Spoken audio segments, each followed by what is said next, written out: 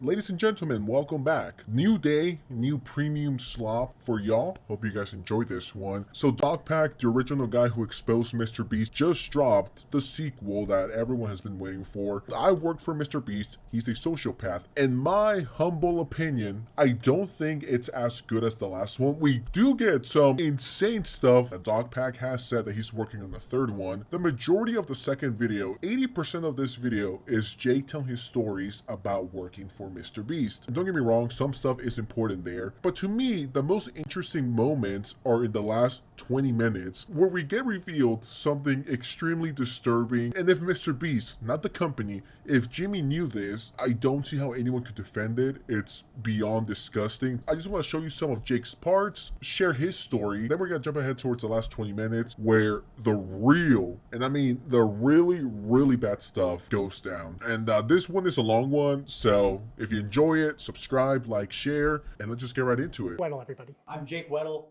Most people who, if you know me from MrBeast, I'm a deep cut. I'm in a few of the videos, sometimes maybe purposefully kept to the shadows a little bit. I'm in the cutting room floor a lot of the time. But I've been in some videos. I've worked on a lot of them. I was there from 2019 to 2020, 2021-ish when I came back and did some more. I was there when they were authentic, and then I saw the transition to what I feel like is a company. He's like a TV show now. It went from YouTuber guy with a camera to Amazon. The culture around there was very unspoken, but there was a vibe. There was half the people who, if you made Jimmy happy, you were on the good half. And these people got random bonuses and were usually moved up, had more screen time. And then there was people who, if you had a disagreement or butt heads with Jimmy or just you didn't like it, you know, you were the other half. And I consistently was in the half that Jimmy doesn't like me. That's fine. I don't like him either. It's okay. Oh, that feels so good to say. I don't like Jimmy. I hate you so much. He didn't want anyone to get more popular or have more of a way out necessarily. Like, oh, I'm doing my Twitch thing on the side. Don't do that because you could get famous and leave and talk about me negatively. First two things I want to address here. When Jake says that he was there back when it was just Chris, OG Chris, the goated version of Chris, when it was Chris, Jimmy, and you know, a few other people, when it felt more amateur and not like this giant Disney Nickelodeon production, it just feels like a giant multi-billion-dollar corporation is making these videos. And maybe I'm just old school, maybe I'm just hitting unk status right now, but I genuinely enjoyed MrBeast back when it felt more simple. I'm not a big fan of these, Yo guys, this is insane! Explosions going everywhere, Jimmy shouting at the camera, ADHD editing, 35 billion different camera angles and shots. I personally don't like that. I find it a bit annoying. And then low key, maybe this is just me being triggered, alright, but it kind of makes me feel like a baby and Jimmy has candy in front of me and he's like, keep watching. You know, keep watching and I'll give you the candy. And I get it, that's every YouTuber ever. I completely get that. But there's ways to go about it. It just feels too corporate. It just feels too squeaky clean. And the guy says he worked for MrBeast in 2019, 2020, and then he left and then came back. Now, this is not me being rude, but if you didn't have a good time working there for the first 2 years, why come back? Genuine question. I'm not saying I don't believe him or he's full of BS because he worked at MrBeast. I didn't. I'm just asking questions here. Hopefully he answers it, but I'm just thinking, if I had a shitty job and people would treat me like shit for 2 years, why would I ever go back? I don't know, maybe I'm wrong and maybe he'll answer why. Maybe they offered him an insane amount of money, but then at that point, it's on him. If a work environment was toxic, good on you for leaving. Allegedly that was a situation for him, then why come back? I'm not saying I don't believe him. I'm just saying, why go back to the toxic work environment? what would you say is the fakest video that you worked on while you were there? Fakest video that I worked on while I was there. This is the extent of the fakeness that I was involved to. This is like admitting to my complicity. I was a writer there and we were working on a video, crushing my friend's car with a rock or meteor or something. It was a rock or a meteor in the title of it, I can't remember, but he wanted to do a prank where unbeknownst to the person, he takes a rock, crushes their car, and they're supposed to think a rock came out of space. We're gonna take a meteor and we're gonna put it on Weddle's car. We're gonna take another meteor and put it on Marcus's car. Both of them have no idea that we're doing this. Weddle and Marcus are probably shocked. They had no idea. And so that was the one and only time I had to, huh? My car? What? And on the fly, I saw him, because Marcus was in that video. So Marcus is calling his mom. Marcus genuinely had no idea. He genuinely had no idea. But so Marcus is calling his mom, and his mom's freaking out. And I'm like, oh no, they're gonna call my mom next. So I had to text my mom, who had to beg to get the title very quickly.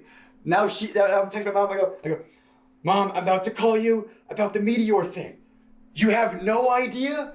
Be surprised. And then I hit send, and then they go, call your mom now. And I call my mom and I tell her, and oh, she should have got the Oscar. Oh my God, on the fly. She goes, what? I'm on vacation. Mom, my car has been destroyed. Wait, what? A meteor hit it.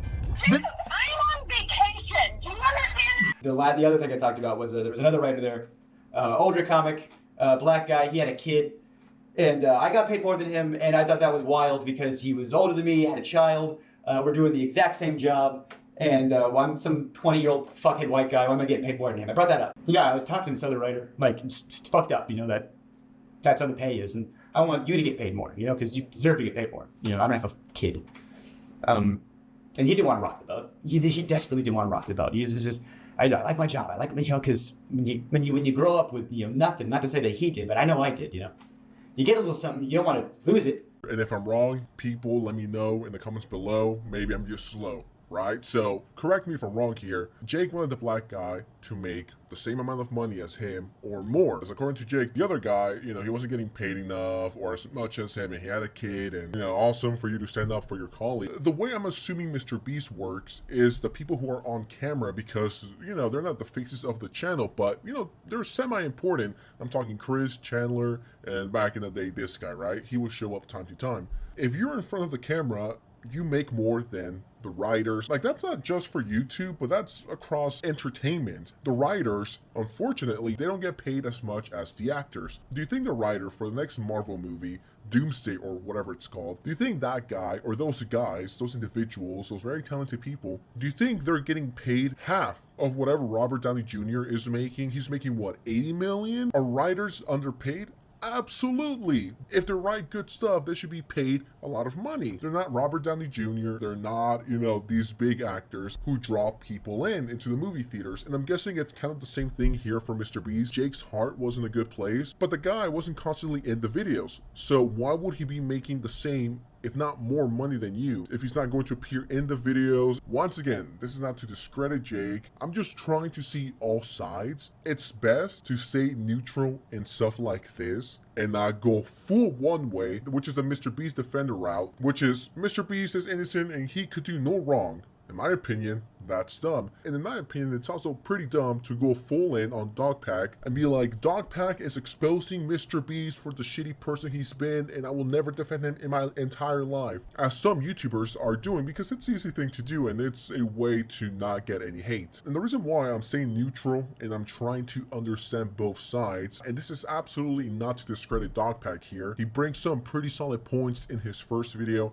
and towards the end of this one. But the thing is, if Mr. Beast ends up responding and he proves a lot of the things wrong, which I'm still waiting, it's been 2 weeks, it flips everything. And everyone that defended Mr. Beast blindly is going to look like a fucking idiot. I say this with every story. There's always two sides to it, and right now we're hearing Dogpacks, and some of his criticism is extremely valid. But we still need to get the Mr. Beast side. People may call me a fence sitter. There's a difference between being a fence sitter 24/7 and staying neutral until the other part comes out. If Mr. Beast drops a video and he's like, yeah, I did this, this, and that, then that switches everything. And if Mr. Beast is in the wrong, I would 1000% criticize it, because now we got both stories. And one of them said, yeah, I did it. Then, feast on the beast. Mr. Beast responds, it could ruin a lot of people's credibility. The people who are 1000% anti-Mr. Beast, I'm not saying Dogpack is a liar. Every story has two sides. Because Dogpack does say this about Mr. Beast at the start. Hundreds of messages from former Mr. Beast employees, and I had them all send proof of former employment. Just people showing their support or telling their stories of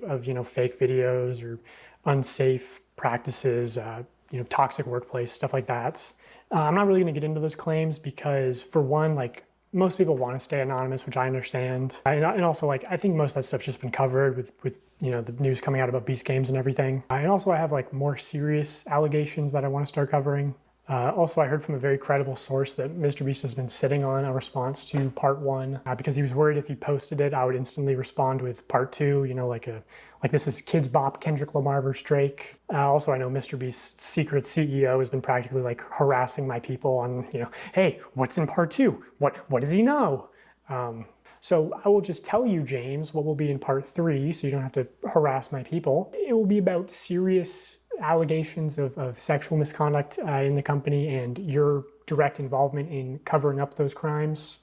And I'll make sure to give you full credit and plaster your face all over the screen when we talk about that. I'm seeing kind of a mixed reception on Twitter. Now that part 2 is out, I wonder if Mr. Beast is going to drop the video now responding to everything, or he's going to wait for part 3 and then drop it. I don't really see Mr. Beast dropping a video now, and then Dogpack drops part 3, and then Mr. Beast responds to part 2, and then they go back and forth for like a month. Either A, Mr. Beast is going to drop a video in the next day or 2 responding to both part 1 and 2, or B, which I think is the most likely here, is wait for part 3 to drop, and then Mr. Beast drop a response to everything. There's definitely pros and cons to both. A pro would be you get on top of everything, you address some stuff, and the con of waiting till part 3 is that by then the damage has been done. I'm really intrigued to see what Mr. Beast does here. When I saw it, all that stuff start coming out, and the potentiality as of this moment of recording, you know, I know this has been happening fast and stuff has been coming out so fast. Just the potential that Jimmy could have been in those Discord chats, or even the potential that he participated in those Discord chats. After the shit he did to me. Outside of Chris Tyson, did you really see any or hear about any sexual misconduct at the company? I've heard rumors. I can't confirm or deny anything. I don't have any tangible evidence, but I've heard stuff that if it could be investigated, that'd be great. But it's like water cooler talk. But I've heard things, yes, of course. I heard, you know, people have been let go for sexually assaulting some very young people. The idea that Jimmy didn't know, or that Jimmy was covering stuff up. He didn't want stuff to come out. You know, he's very careful about his image. You know, the tangible proof that he knew but covered it up. You know, how do you prove that, you know? Well, there was a known sex offender, registered sex offender, convicted sex offender on the registry and everything, who worked there. And like, you can, you know, someone pees in public, you're on the registry, you know, you get it. You can still have a job after you're on the, that's one thing. You know, you go to prison, you get rehabilitated, that's one thing. You know, like if you do your time, that's fine. I think there should be rehabilitation in this country. But that guy, from what I hear, I can't confirm or deny, from what I hear, he's on the registry for doing some not great stuff to some underage people. So yeah, this is what I'm referring to, the ending being the best part. Once again, to the people in the back, I'm not here to discredit Jake and his feelings and his emotion and his story. And it's good that he finally got it out of his system. If this turns out to be true, if Mr. Beast, the company, or if Jimmy hired this guy, and I have who it is, and it's public, I'm not leaking anything, I honestly don't see how anyone could defend this. So the internet anarchist said, Mr. Beast allegedly has a sex offender in his company who targeted a victim between the ages of 1 and 11 years old. So he pulls up this okay, I don't know what's taking so long, my internet fucking sucks. Okay, so he pulled up the record. Risk level, tier 2, moderate risk, April 21st, 2010, and please pay attention to this bottom part, alright? It stands for Delaware. Then the internet anarchist says, Chris Tyson gave us a hint. It's Jake the Viking's brother-in-law. Chris says, never ask Jake how he protected his kid or his family from his bro-in-law. And Chris Tyson responds with, who you keep in your company describes a lot about you. And Chris Tyson shows this screenshot, and it's literally the same R word, 4 degrees sexual intercourse, victim less than 18 years old. Victim's age 1 to 11, state Delaware. This is massive. Some may say humongous. Okay, I'll stop. This is kind of serious. They're calling my brother-in-law / manager Delaware, and because that's his name. And here's the crazy part. If Mr. Beast knew, not the company, if Jimmy knew about this and he still hired him just because this was Jake the Viking's brother-in-law, I don't see how anyone could defend that. He's working at a channel that has underage people on and around and is targeted to underage people. And they covered up the fact that not only did he work there, but he was like the manager when it all started. And you know that he knew, and because he'll be in videos, he'll be in thumbnails, he'll be around, and whenever he is, he's wearing a mask. Why would you wear a mask? Why would you conceal your face? It's like, what are you concealing? That you are a registered sex offender?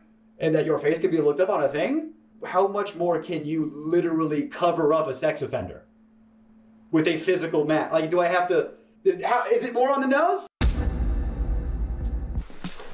Delaware. Yes. I need everyone's phones. I want them all to FaceTime their family. All right, everyone. It's time to FaceTime your family. So yeah, we can clearly see it's Delaware. They call him by name. Pretty ironic that this is a video about spending 24 hours in prison. It's not an allegation. He's legitimately a sex offender. He got charged for it. So we have that example, and then we have this other one. This is from February 10, 2019, and this is the one where he does have a mask. The $10,000 prize is still here. Whoever steps out next doesn't get anything, and the other two get $5,000 each. Whoever steps out, if Delaware steps out, you two get $5,000. Ethan steps out, you two get $5,000. It's still $5,000 each. Once again, I'm trying to be as fair and equal to everyone, except Delaware, because that shit is confirmed. You know that this video has been all over the place, and that is because it's such a rabbit hole. There's so many things to take a look at. I don't know why they let him go, because there's rumors back and forth, so I don't know why they let him go, but he did leave at one point. Even if that guy didn't do anything, they still knew about it and he was still around. And what if he's one of the people in the Discord servers? What if he's not? I don't know. But when I was there, they called him Delaware. It's like, why do you call him Delaware? I didn't know. Apparently they called him Delaware because he's not allowed to go back to Delaware. That's his nickname? Colloquially? Like, yeah, it's Delaware. Don't ask him why, The fuck? Did Jimmy know about it? The likelihood that he didn't know is astronomically low. Yo, it's Sensitive Society from the future. Quick update. So I've been working on this video since last night, as soon as it came out, just trying to get everything right, trying to see every side possible. I went to bed, woke up, continued to edit, and then I saw that Jake the Viking responded to the whole Delaware situation. Here's the truth. Yes, Delaware is my brother-in-law. Yes, he is a registered sex offender. When he was 21, a 16-year-old girl accused him and others of SA when she was 11. Delaware took a plea deal. That's why there was no jail time, but he still had to register. His nickname isn't Delaware because he can't go back to Delaware. He's from Delaware. Ever heard, he's been back several times. He was hired before I was and was actually the reason why I got hired at MrBeast. Before being hired, Delaware sat down with Jimmy and sued Jimmy's mom and explained them everything. So yes, Jimmy knew. But again, this incident happened in 2010. Delaware was hired in 2017, 2018. Delaware was also let go from the company before I was. But in my opinion, if that was my company, and if I ever have a company, I will never in a million years hire a registered sex offender who did something to an alleged 11-year-old. So this confirms that Jimmy knew. If that was my company, that was my brand, and I'm making content for younger people, there's no way in hell I would ever in a million years hire a registered sex offender, period. I mean, at that point, Jimmy might as well hire EDP to take care of the bakery, you know what I mean? It's so fucking over once Rolling Stone starts writing their articles about it, once, all these big corporations talk about it. Jimmy knew what he did and he still gave him a job. What this guy Delaware did was a lot worse. Because at least Chris Tyson, I'm here to defend Chris Tyson, but as far as we know, he didn't actually had intercourse with a minor. Unlike Delaware, he harmed a child, not even the teen, okay? Not even the preteen, low-key a child. How could anyone defend that? And why would anyone ever hire someone like that? If you're in the sex offender register, it seems pretty obvious you should not be participating in a YouTube show primarily aimed at children. You knew, and MrBeast knew for years, that this guy was a convicted sex offender who violated an 11-year-old girl. Now you sit here when it's all exposed and finally say something when you should have said it years ago.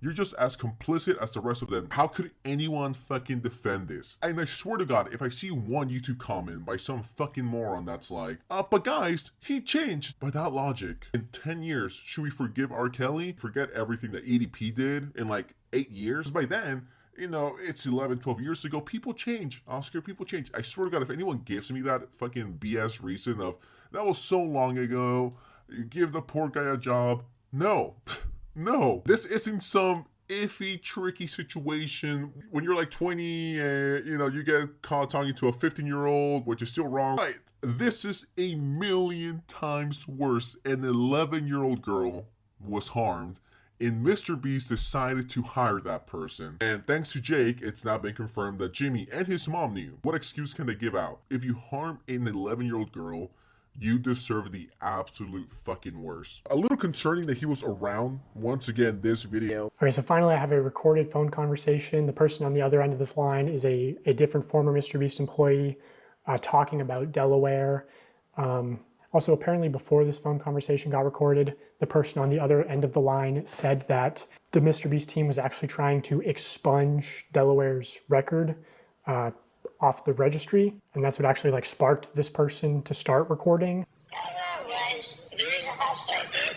Like, to be completely honest with you, he was a hustler. There was extra money he was there that he didn't fall back and say, you know what I mean? Like, if Jimmy was like, I need a set done, and then was like, would you do it for like $1,000? Well, that's like, just go out there and fucking make a set for like 8 hours.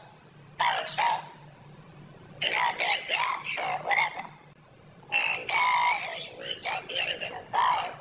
And it was like, we need to get you an APL manager, and then we went through that whole cycle of different VPs and managers, and, you know, people that won't talk to us anymore because they're scared of Jimmy. And if you really don't do anything in the affidavits and testimonials from people, you have to move very quickly because one of those people are going to go back and say Jimmy. Okay, so Reed is Mr. Beast's former manager who was in the last video telling Jimmy, hey, don't promote gambling to children. So, I think Reed's taken 2 W's this month. Don't promote gambling to children and don't have offenders on payroll. Also, yeah, just from where I'm sitting, it seems extremely unlikely that Jimmy wouldn't know. But, I know I'm sure that's the defense he'll go with. The fact that sexual predator was involved in some way or another, that's extremely concerning. That should be the highlight of this video. In my opinion, the interview with the former Mr. Beast employee should have been his own separate video. And there's so many twists and turns. That's why I'm not being like, this is definitive. It's best you sit on the sidelines, make your video, and don't treat this as a fucking sport and a team. I'm rooting for Dogpack. I'm rooting for Mr. Beast. This is not a fucking sport. In times like these, it's best not to have a horse in the race. Just when you think it's over, nope, we're gonna pull you right back in. With that said, what do you guys think of the situation? Please let me know in the comments below. I'm shocked. I do feel bad for Jake and the conditions in which he was treated. Do I think Jake is a, fucking crybaby cloud chaser? No, I don't think so. I think he was asked, or he asked for his story to be told, and it was told. A lot of questions remain unanswered, and hopefully Mr. Beast has the balls to respond to this. Anyways, this video is way too long. Thank you so much for watching. Let me know your thoughts. WL, whatever you guys think. And don't forget to subscribe, like, share, and whatever happens, I'll keep you guys updated, all right? Peace out. Bye. So guys, video ends here. Make sure to subscribe because I have worked very hard for this video. I hope you guys like the video, and if you guys support, then content like this will always there for you.